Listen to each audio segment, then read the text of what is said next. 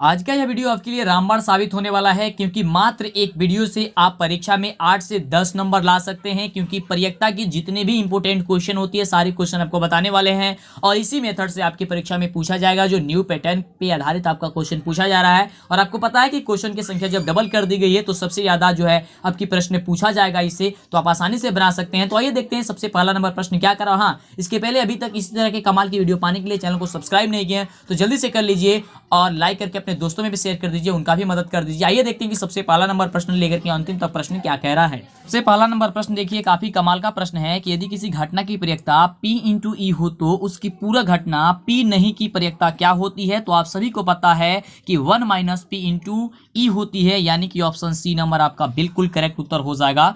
अगले नंबर प्रश्न की बात करते हैं और देखते हैं अगला नंबर प्रश्न क्या कह रहा है। और आपको पता है तो फटाफट बताते जाइए और नहीं पता है तो ध्यान से ईयरफोन लगा करके आप शांत जगह बैठ करके देखिए वीडियो को। अगला देखिए प्रश्न कह रहा है कि किसी घटना की प्रयेकता जो न तो निश्चित हो और न ही असंभव किसके बीच होती है। तो आप सभी को पता है कि न निश्चित हो और न असंभव हो तो 0 और 1 के बीच होती है, यानी कि ऑप्शन आपका ए नंबर बिल्कुल करेक्ट उत्तर हो जाएगा। और जो बच्चे ए नंबर ऑप्शन दे रहे हैं उनका बिल्कुल 100% करेक्ट उत्तर है। चलिए अगले प्रश्न की बात करते हैं। तो अगला प्रश्न काफी शानदार क्वेश्चन है कि किसी असंभव घटना की प्रयेकता क्या होती है। तो आप सभी को पता है कि किसी असंभव घटना की प्रयेकता 0 होती है और संभव घटना की प्रयेकता 1 होती है। तो यहाँ पे असंभव पूछ रहा था, यानी कि 0 हो जाएगा। ये काफी इंपॉर्टेंट है, इसे दिमाग में एकदम बैठा ही लीजिए, है ना। समझिए कि आपकी परीक्षा में ये आ गया है, इतने तरीके से तैयारी कीजिए, इतने अच्छे तरीके से तैयारी कीजिए। अगला देखिए प्रश्न क्या कह रहा है, काफी शानदार क्वेश्चन है और कह रहा है कि निम्नलिखित में कौन सी संख्या किसी घटना की प्रयेकता नहीं हो सकती। का बिल्कुल सही उत्तर आपका ऑप्शन बी हो जाएगा कि प्रयेकता जो है वह माइनस में नहीं आती है, यानी कि ऑप्शन आपका बी हो जाएगा।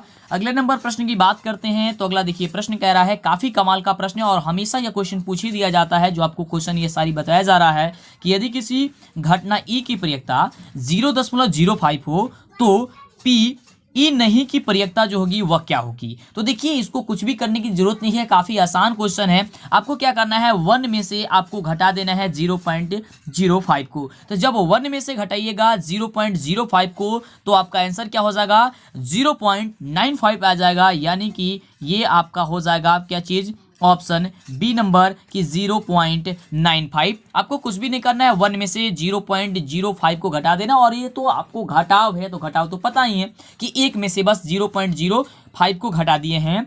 इसी तरह अगर कोई भी अगर यहाँ पे अंक चेंज करके आएगा तो आप बना दीजिएगा फटाफट से। अगला देखिए प्रश्न कह रहा है कि किसी परीक्षा में पूछे गए प्रश्नों में सही उत्तर प्राप्त करने की प्रयेकता अगर x/12 है, यदि गलत उत्तर होने की प्रयेकता जो है वह 3/4 हो तो x का जो वैल्यू होगा वह x का वैल्यू क्या होगा। तो ये देखिए प्रश्न काफी आसान है, आपको कुछ भी करने की जरूरत नहीं है। यहाँ ध्यान से देखिए, यहाँ पे कह रहा है कि किसी परीक्षा में पूछे गए प्रश्नों की सही उत्तर प्राप्त करने की जो प्रयेकता है यानी कि x/12 है। और कह रहा है कि यदि गलत उत्तर होने की प्रयेकता 3/4 है, यानी कि P नॉट ई का प्रयेकता और P इंटू ई का प्रयेकता दोनों दे दिया है। तो इसको दोनों को आप जोड़ दीजिए और यह किसके बराबर होता है, तो यह 1 के बराबर होता है, यानी कि x/12 प्लस 3/4 बराबर 1। अब इसे सॉल्व कर लीजिए तो 12 और 4 का एलसीएम कीजिएगा तो क्या हो जाएगा, यहाँ पे 12 हो जाएगा। और यहाँ पे भिन्न का जोड़ कीजिए तो यहाँ से 12 से 12 कट जाएगा, बच जाएगा x प्लस 4 तिया 12 तो 3 3 का ऊपर 9। बस यहाँ पे कुछ नहीं किए हैं, हम जोड़ बना रहे हैं। अब बराबर 1, यहाँ देखिए अब यहाँ पे कुछ नहीं है तो यहाँ पे कर देंगे नीचे 1 और 3 का आप गुना कर देंगे तो 12 में 1 से करेंगे तो 12 और x प्लस 9 में करेंगे तो हो जाएगा x प्लस 9। तो x प्लस 9 बराबर हो गया क्या चीज 12, यानी कि x प्लस 9 बराबर हो गया क्या चीज 12। तो x बराबर क्या हो जाएगा 12 माइनस का 9, तो यहाँ पे x बराबर क्या हो जाएगा 3, यानी कि x बराबर 3 आ गया। तो 3 आपका आंसर क्या हो जाएगा, आपका ऑप्शन नंबर जो हो जाएगा बस सी नंबर हो जाएगा। कुछ भी करने की जरूरत नहीं होती है, बस ध्यान से बस आप समझे रहिएगा तो कोई दिक्कत होने वाला नहीं है। यदि देखिए ध्यान से कि अगर p इंटू ई और p इंटू नहीं ई की प्रयेकता अगर दिया गया हो तो दोनों को जोड़ करके बराबर 1 कर दीजिए और सॉल्व कर लीजिए। अगला देखिए काफी कमाल की प्रश्न है और अभी तक लाइक नहीं किया लाइक कर दीजिए और चैनल पे पहली बार सब्सक्राइब कीजिए, जिससे कि आगे से वीडियो मिला करे, नहीं तो आगे से वीडियो नहीं मिलेगी। काफी कमाल की आपकी ये क्लास चल रही है, सारी क्लास जितने भी है काफी कमाल की है। अगला देखिए प्रश्न कह रहा है कि यदि किसी घटना के घटित होने की प्रयेकता बहुत ही कम हो तो उसकी प्रयेकता लगभग कितनी हो सकती है। बहुत ही कम हो, बहुत ही कम, यहाँ पे देखिए कहाँ पे दिया गया, ऑप्शन डी नंबर में दिया गया है। अगर बहुत ही कम होगा तो 0.0001 हो सकती है, यानी कि ऑप्शन क्या हो जाएगा डी नंबर हो जाएगा कि 0.0001।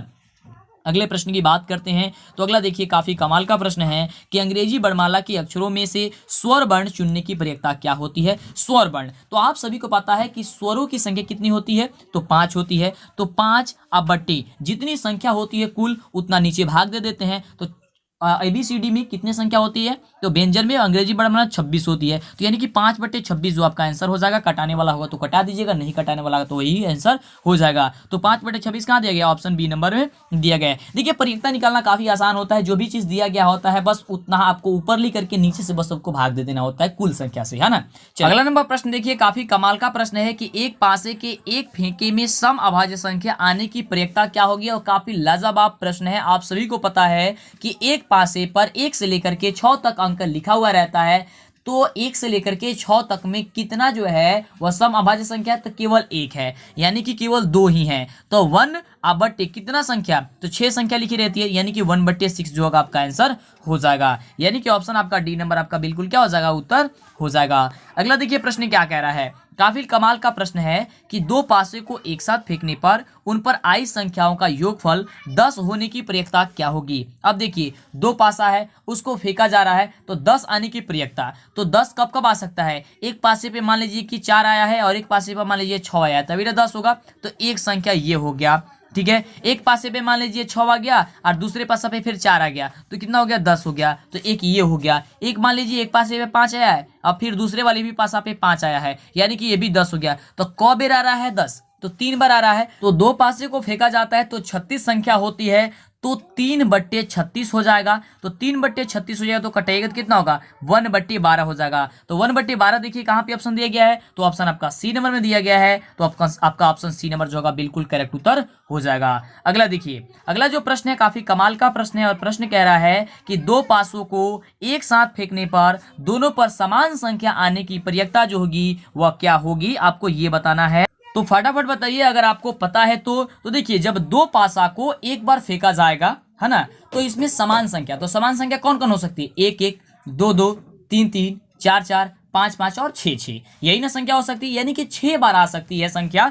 तो 6/, जब 2 पासे को फेंका जाएगा कितना हो जाएगा संख्या, 36 आने की परिणाम होती है कुल, तो 36। तो यहाँ पे क्या हो जाएगी, जब इसे कटेगा तो 6 के 36 यानी कि 1/, क्या हो जाएगी, 6 आ जाएगा। यानी कि 1/6 जो दिया गया है कहाँ पे दिया गया है, तो ऑप्शन आपका बी नंबर पे दिया गया है। तो बी नंबर आपका बिल्कुल करेक्ट उत्तर हो जाएगा। अगला नंबर प्रश्न देखिए काफी कमाल का प्रश्न है कि ताश के 52 पत्तों को अच्छी तरह से फेंटी गई गड्डी में से एक पत्ता निकाला जाता है, तो एक तस्वीर वाला पत्ता होने की प्रक्रिया क्या होती है। तस्वीर वाला पत्ता, तो तस्वीर वाले पत्ते की संख्या कितनी होती है, तो 12 होती है, और कुल पत्ता कितना होता है, तो 52 होता है। यानी कि जब इसे कटाइएगा तो कितना होगा, 3/13 हो जाएगा, क्योंकि 13 चौके 52 और 3 चौके 12, यानी कि आपका ऑप्शन जो दिया गया है ए नंबर आपका बिल्कुल करेक्ट उत्तर हो जाएगा। अगले प्रश्न की बात करते हैं कि अगला प्रश्न क्या कह रहा है। तो अगला देखिए काफी कमाल का प्रश्न है कि 52 पत्तों की अच्छी तरह से फेंटी गई गड्डी में से एक पत्ता निकाला जाता है, तो एक इक्का होने की प्रक्रिया क्या होगी।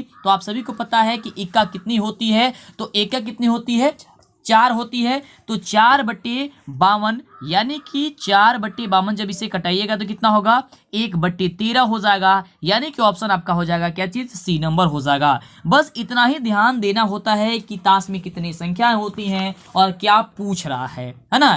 तो देखिए ये 13 पत्ते होते हैं जो कि 4 कलर के होते हैं, यानी कि 4 होते हैं। तो 13 चौके कितना हो गए, 52 हो गए, है ना। तो 52 कुल पत्तों की संख्या होती है। अब उसमें से क्या पूछा जा रहा है इस पे आपको ध्यान देने की जरूरत होती है। तो यहाँ पे इक्का पूछ रहा था, तो इक्का होने की प्रक्रिया, तो इक्का जो होती है वह 4 होती है, ठीक है। तो 4/52, यानी कि जब इसे कटेगा तो क्या हो जाएगा, 4/52 में कटेगा तो कितना हो जाएगा, 13 चौके 52, यानी कि क्या हो जाएगा, 1/13। यानी कि ऑप्शन जो दिया गया है आपका सी नंबर आपका बिल्कुल करेक्ट उत्तर हो जाएगा, जो आपको अभी हमने बताया।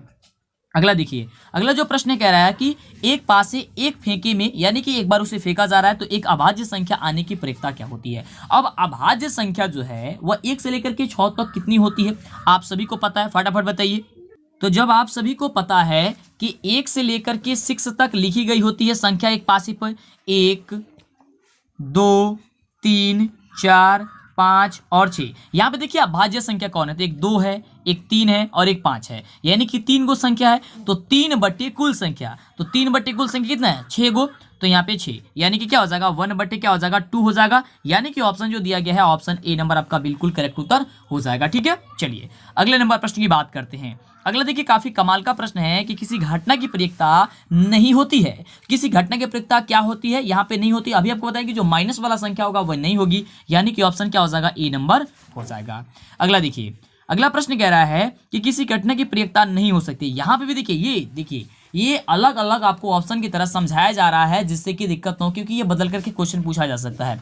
तो यहाँ पे भी माइनस वाला कहाँ दिया ऑप्शन डी में, तो ऑप्शन डी वाला नहीं होगा। अभी इसलिए अब आप लोग ये मत होइएगा कि सर एक ही तरह का क्वेश्चन आपने 3 बता दिया। यही चीज आप नहीं जाने रहते हैं तो गलती हो जाती है आपसे, और ये चीज आपके 100% परीक्षा में पूछा जा सकता है। आप इसे ध्यान में जरूर रखिएगा, है ना, कि माइनस वाला संख्या जो होती है वो प्रयोक्ता नहीं होती है ना। चलिए, तो ये दिमाग में बैठे रहिए, मतलब बैठाए रहिए कि कब प्रयोक्ता होती है कब प्रयोक्ता नहीं होती है। वैसा ही देखिए क्वेश्चन एक बार और है कि निम्नलिखित में से कौन सी संख्या किसी घटना की प्रयोक्ता नहीं हो सकती है, तो फिर माइनस वाला देखिए। और यह क्वेश्चन बहुत बार पूछा गया है आपकी परीक्षा में, है ना, आपके परीक्षा में बहुत बार पूछा गया है कि यहाँ पे -15 और ये वाला क्वेश्चन आपको, तो बहुत बच्चे क्या करते हैं कि प्रतिशत वाला पर टिक कर देता है, तो प्रतिशत वाला नहीं होगा, माइनस वाला होगा, यानी कि ऑप्शन हो जाएगा बी नंबर।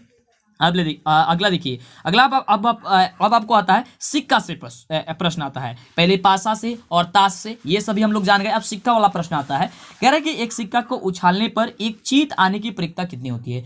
तो सिक्के में 2 पहलू होते हैं, एक चीत होता है और एक पट होता है। तो कह रहा है चीत, तो चीत कितनी होती है 1, और कुल इसमें कितने होती है संख्या, तो 2 ही होती है, एक चीत और पट होती है। तो आपका क्या हो जाएगा 1/, कितना होगा 2 हो गया, यानी कि 1/2 कहाँ पे दिया गया है, तो ऑप्शन नंबर ए में दिया गया है। अगला देखिए, काफी शानदार गजब का प्रश्न है कि यदि ई कोई घटना हो तब P × E और P नहीं ई की प्रयोक्ता जो होगी, यानी कि नहीं ई की मान जो होगी वह कितनी होती है। जब इसको जोड़ दिया जाता तभी आपको बताए थे कि P × E और P नहीं ई की मान जो होती है वह 1 होती है, यानी कि यहाँ पे आंसर हो जाएगा क्या चीज, ऑप्शन हो जाएगा बी नंबर, क्या हो जाएगा 1 होती है, यानी कि P × E यानी कि प्रयोक्ता और नहीं होने की प्रयोक्ता, यानी कि होने की प्रयोक्ता और नहीं होने की प्रयोक्ता का योग कितना होता है, 1 होता है। यहाँ पे वही चीज पूछा जा रहा है ना। तो मजा आ रहा है तो लाइक कीजिए, लाइक करने में कंजूसी नहीं। और हाँ, चैनल को सब्सक्राइब नहीं किया ना तो सब्सक्राइब कर लीजिए। काफी अनोखा समय आपके पास बचा हुआ है, और अनोखे समय में काफी गजब का तैयारी आपको कराया जा रहा है। लगातार क्लास चल रही है आपकी, है ना, तो सोचना नहीं है, लगातार आपको क्लास करनी है। अगला देखिए प्रश्न, अगला नंबर प्रश्न देखिए, काफी कमाल का प्रश्न है और यह प्रश्न बहुत बार पूछा जाता है। प्रश्न कह रहा है कि किसी निश्चित घटना की प्रयोक्ता निम्न में से कौन होती है।